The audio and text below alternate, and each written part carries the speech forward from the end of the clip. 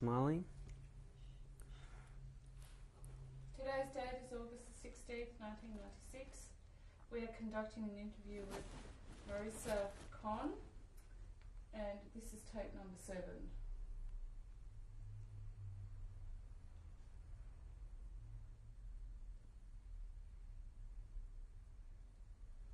Okay, Marysia, would you like to introduce your lovely family? We are exceptionally lucky today because our whole family is here together, except both husbands, what they couldn't be here, Ronnie and Graham.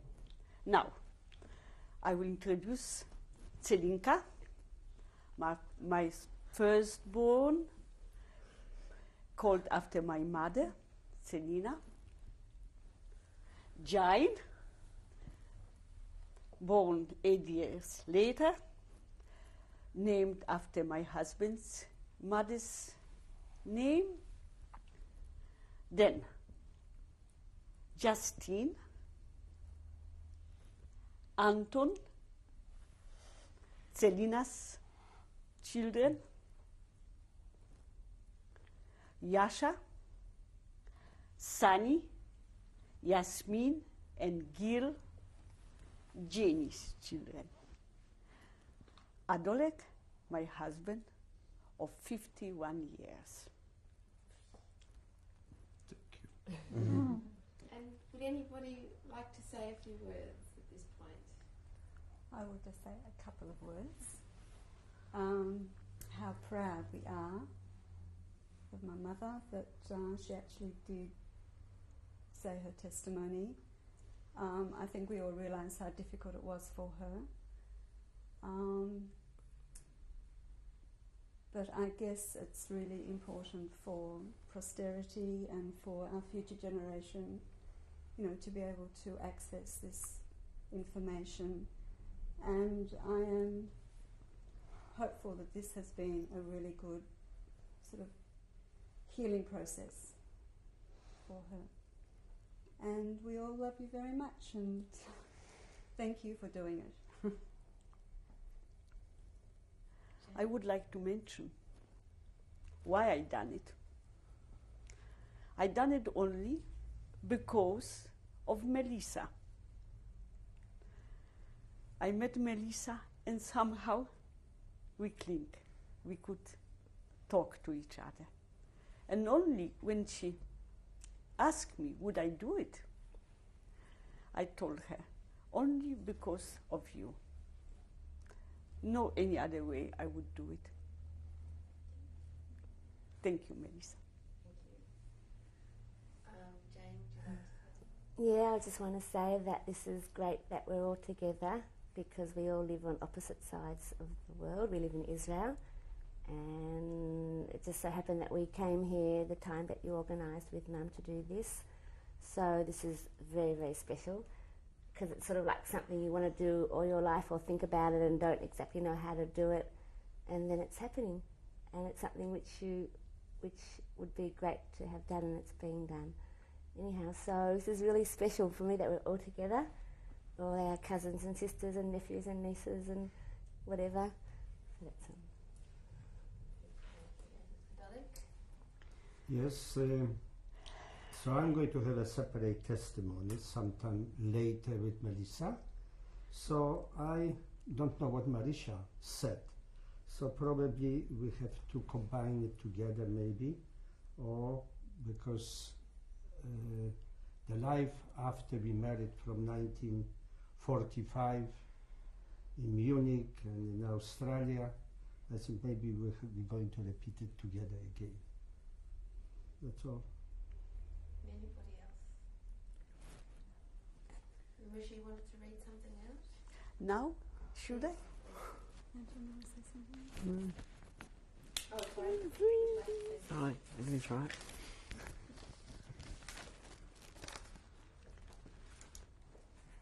I will try.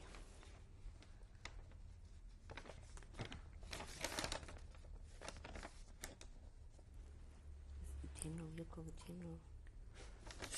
I don't know which side I should read first. Which side is more important? What is this you're reading? My dearest General, I like to make a small correction to your thoughtful address to me. I would like to be the only remembered as the grandmother preparing for you the favorite food. But I would like to be remembered also a grandmother who fought for justice and quality of life above all.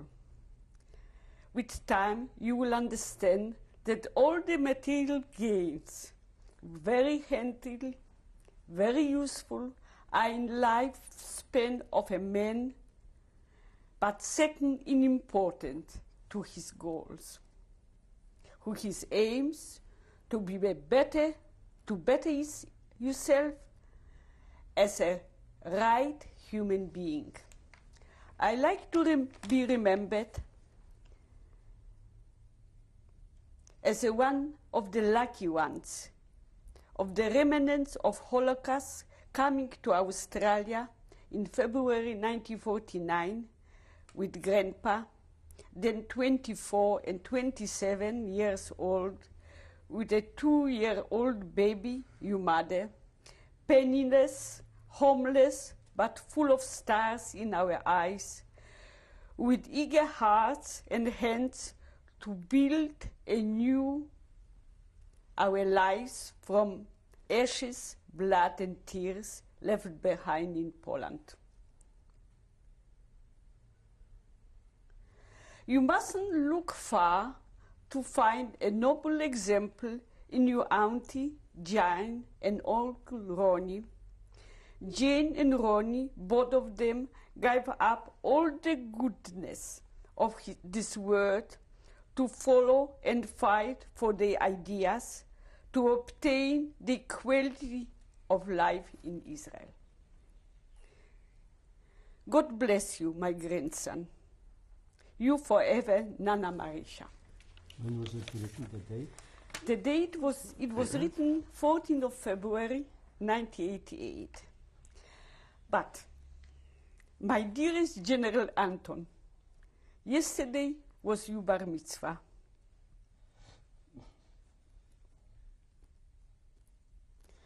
When you have been born, I gave you a profession, a military one. Your aim must be to become a general. Done true? At least. It was a half joke, half buried, hidden emotions, sometimes coming out like a storm. A protest against our past helplessness, strip of our dignity. When I became lethargic creature, afraid of my shadow. In you, my grandson, I like to create the revenge for my father, mother, nameless victims. You should be the example of a newborn Maccabean, standing up boldly to the tyrants who victimize the weak ones in this world. Right. Thank you. My message for a better tomorrow: not to forgive, not to forget, but to give a hand to each other, to build a better tomorrow for everybody. The example was this morning. I served some little cakes, and I mentioned they have been done by my girlfriend, a German girlfriend. And I told her that it's symbolic, that we should give each other hands and practically build tomorrow. Thank you.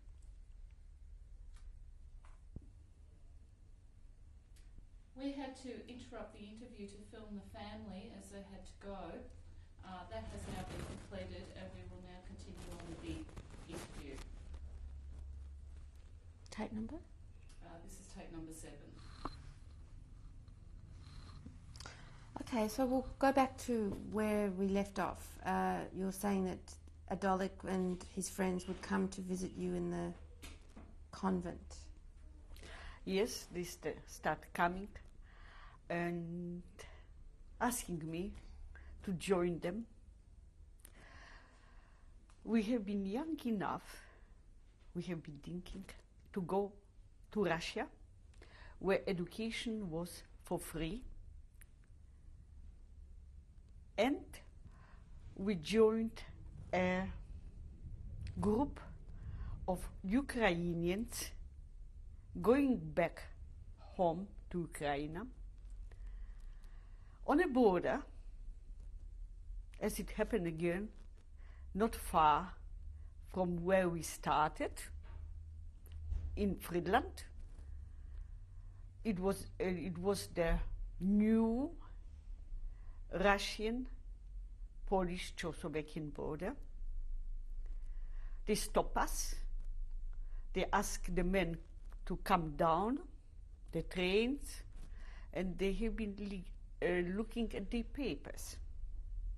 Our 3 boys didn't have any papers. We just came out from the concentration camp. We have been just having only our names, that's all. And one of the soldiers looked at them and asked, "Are you Jews?" Not getting the answer, he told them, "Out of here." And then it was the greatest, perhaps, moment of tragedy in our life. With both heads, gathering our few rags what we took with us, we went out of the station, back from where we came. Me to my monastery, them to the lodging what they received. But we have been young. We decided to go back to lodge to see perhaps some relations, some nearest came back from the war. What we done? I already, unfortunately, they persuade me to go with them. I went with them. And in lodge, I found a second auntie, and I started to work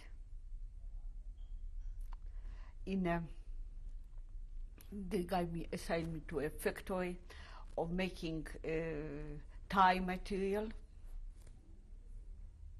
The times have been very tough for everybody then. And the workers, for the meager wages what they have been getting, they could they could buy a bread a week. When they had a family of 5, 6, I'm talking about Poles, what they should feed, and they didn't have enough money. The only solution, at the end of a day, they went over to the machine when nobody was looking, they cut a piece of material, and for this piece of material, selling it on a black market, they could feed their family. I was in danger because I should supervise them, and every night to measure this material. I decided it's not a work for me. And anyhow, I didn't like this beginnings of communistic life in Poland. How did you feel being back in Poland? How I felt? I was still very lonely, very confused, without my mother. A friend of my mother's met me in a street in Lodz. And when she found out that my mother died, she started to cry, "What will you do without you, mommy?" But life goes on. We decided to leave Poland, and I went to my auntie. I was living with her, telling her the next morning we are leaving Poland because we don't see to build back our future here in this land.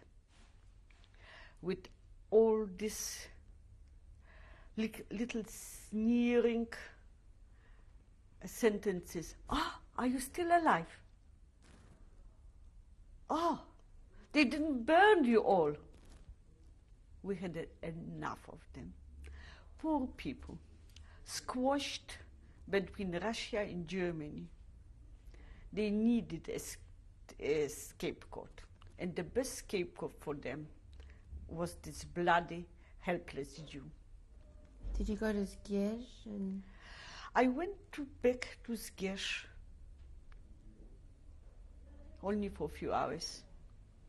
Our house wasn't standing anymore, as it was occupied by Jewish people. One night, or one day, the Poles tore it to pieces, looking perhaps these bloody Jews left something between the bricks in the house. And they brought it to the ground. I met one of my girlfriends, Stefan.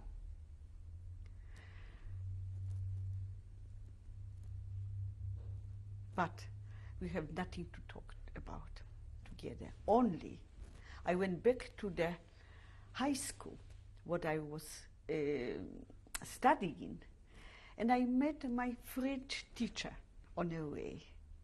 And she said, "Look, darling, I'd like to adopt you. Come, you will live with me." It was the only kind, lovely person what I met in Zgierz after the war. what happened to, was it Olga or the cleaning lady, the housekeeper? I never looked for her, and I never looked for her. I didn't see revenge in small ways.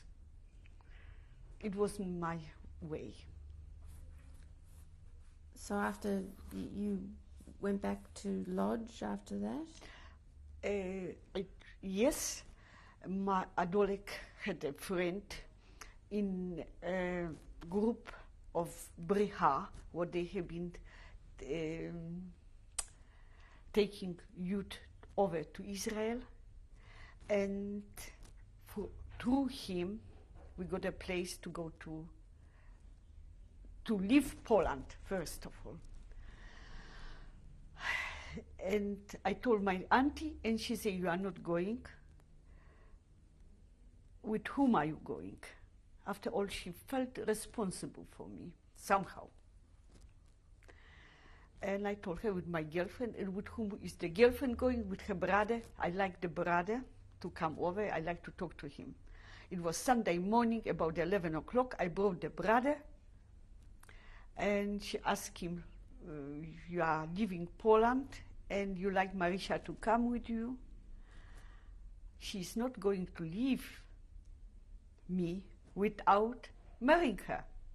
It was a bombshell for him. I didn't, you know that we have been so naive.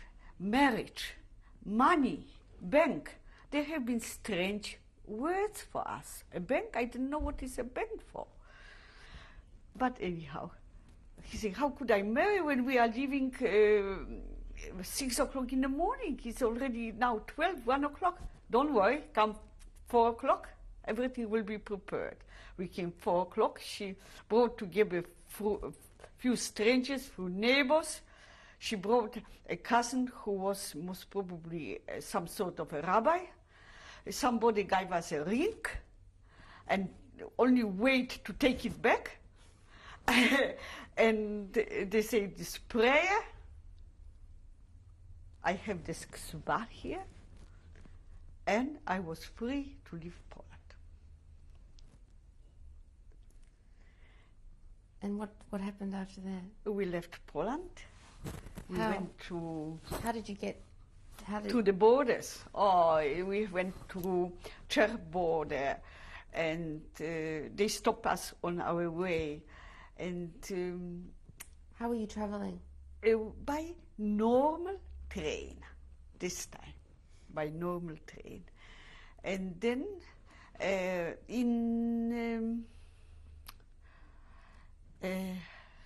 think it was Slovakia. They hired some trucks, and with the trucks they took us over to the border with Germany to Munich. In Munich, they gave us lodging from all places, Deutsche Museum, what was the pride of Hitler. Who was they? Bitte? Who gave you this? Most probably, it was already a group organizing youth going with the Aliyah to Israel. Jewish people. Jewish people, right? As it happened,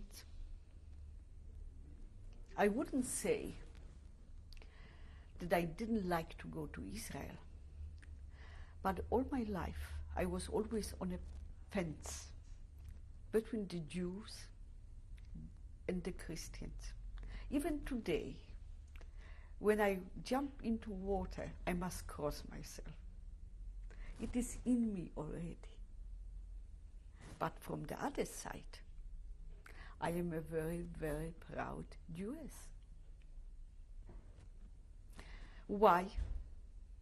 After my experience with my supervisor in the ghetto, what he was always screaming at me, I decided I'm not going to Israel yet. I don't like to be together with a big group of Jews. And influenced, Adolek decided to stay in Munich too. We matriculated in Munich. Adolek went to study architecture. How did you support yourselves? We have been getting parcels from the UNRWA. Adolek was working in the Suchdienst. It was a special office looking up missing people. Was getting some wages. Meantime, I got pregnant, and I even didn't know. It was a surprise to both of us. But still, Selina came. I started to work in a hospital in Munich. Who looked after her? Before she came. Working, I was studying nursing. They started a very good nursing school. The photos are here. And then when Zelinka was born, I was working a little bit longer. And then a cousin of Adolek, who sent us papers, visas, permits to come to Australia. And we decided to come to Australia. Majunia, Adolek's sister, went with the Exodus to Israel. And she is, thanks God, still alive, lives in Israel. Did you need to get sponsored from somebody in Australia to come, or? Yes, we have been sponsored. Our cousin getting the permit was sponsored by few known Australian families. Can I just ask, just to go back a moment, Right. what was it like being in Germany after this had happened? How was it? It was, in one way,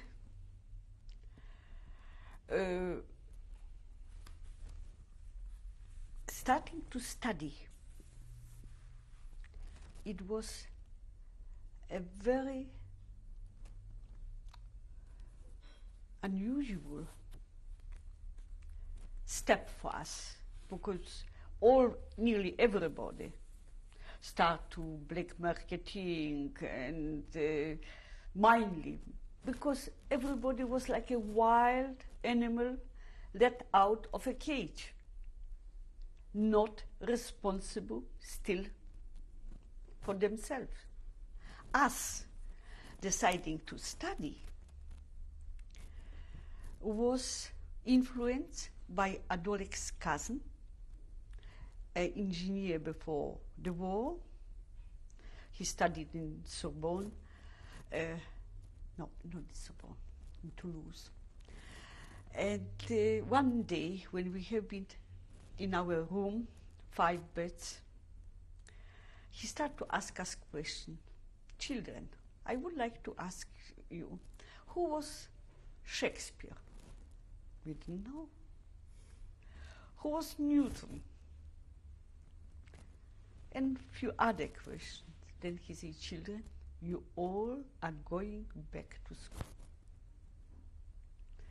Influenced by Janek Feitlovich, we all went back to school.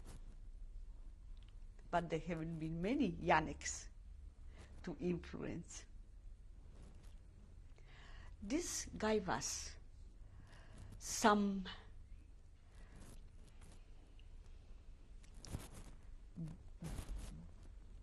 back, some novelty. When we arrived to Australia, penniless, but somehow, after these 3 years in Germany, educated a little bit, this gave us some superiority in our mind. You found out who Shakespeare was? Naturally, we find out. We find out who Newton was.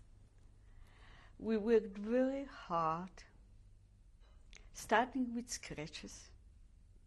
As I wrote to Anton, with stars in our eyes, we discovered this beautiful freedom of Australia, these lovely people, this equality,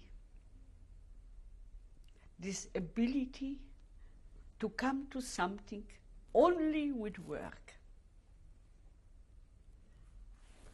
Okay, so we'll finish this tape.